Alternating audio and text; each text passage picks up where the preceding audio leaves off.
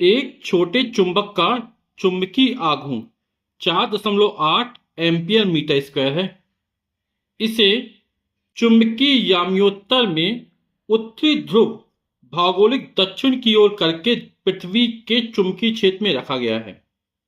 उदासीन बिंदु चुंबक के केंद्र से 30 सेंटीमीटर की दूरी पर मिलता है। पृथ्वी के चुंबकीय क्षेत्र के 36 घटक की गणना कीजिए। तो जो छोटा चुंबक है उसका चुंबकीय आघूर्ण कितना दिया गया है? 4.8 एम्पियर मीटर स्क्वायर से। और चुंबकीय आघूर्ण लिखा किससे आता है? कैपिटल एम से लिखा जाता है। तो कैपिटल एम का जो मान हमको दे रहा है वो 4.8 एम्पियर मीटर स्क्वायर दे रहा है।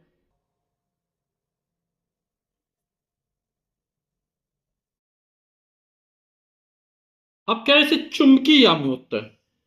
चुंबकीय आम्योत्तर क्या कहलाता है?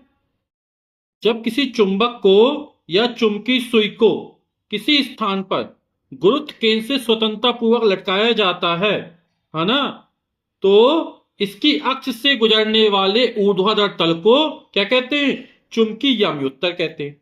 ठीक है ना। अब यहां बोल रहा उत्तरी ध्रुव भौगोलिक दक्षिण की ओर करके। तो जब चुंबक का उत्तरी ध्रुव भौगोलिक दक्षिण की ओर किया जाता है ना, तो जो उदासीन बिंदु होता है वो अक्ष में कहीं मिलता है। यानी स्थिति जो बनती है वो कैसी बनती है? अक्षीय स्थिति बनती है। ठीक है ना।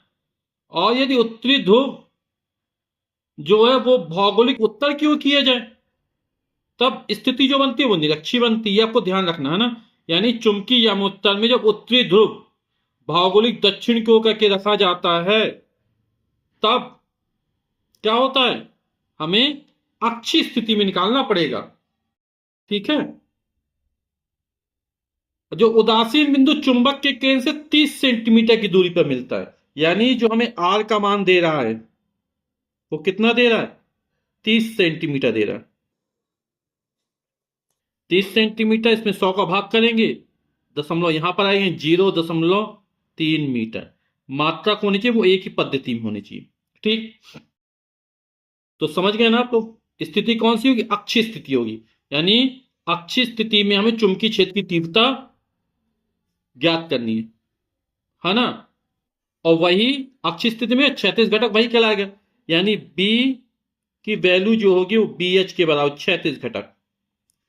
और अक्षीय स्थिति चुंबकीय क्षेत्र की सूत्र क्या होता है? Mu 0/4 pi 2m upon r cube. ठीक। उदासीन बिंदु आप लोग समझ गए ना।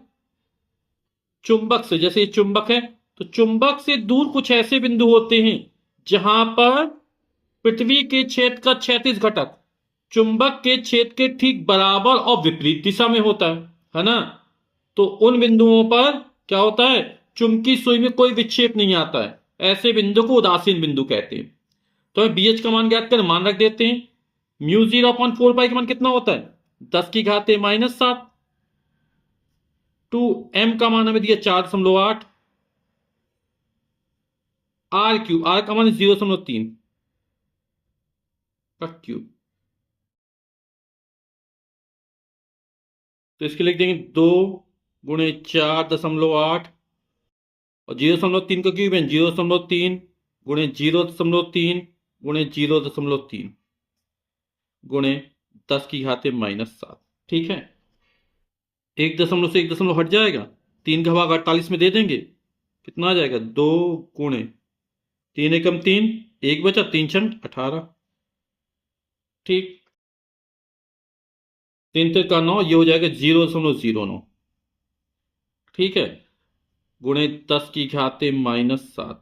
एक दो स्थान दशमलव हटाएंगे, 2 जीरो बढ़ा देंगे तो हो जाएगा 1600 दूनी 3200, 3200 बटे 9 गुणे 10⁻⁻7। 9 तिया 27, 3 30, 2 32, 5 बचा, 50 हो जाएगा। 9 पना 45, फिर 5 बचे 50 हो जाएगा। 9 पना 45 है ना। फिर लग जाएगा दशमलव, 9 पना इस तरह आ जाएगा गुणे 10⁻⁻7। दशमलव एक स्थान दो स्थान खिसकाएंगे तो हो जाएगा 3.55। यहां पे दो जोड़ देंगे, दो स्थान खिसकाए ना यहां पर, तो -7 में दो जोड़ेंगे, -5। और क्या निकाला? चुंबकीय क्षेत्र का क्षैतिज घटक यानी BH। BH निकाला, और चुंबकीय क्षेत्र का मात्रा क्या होता है? वेबर प्रति मीटर स्क्वायर। वेबर प्रति मीटर स्क्वायर। तो यही हमारा उत्तर हो जाएगा।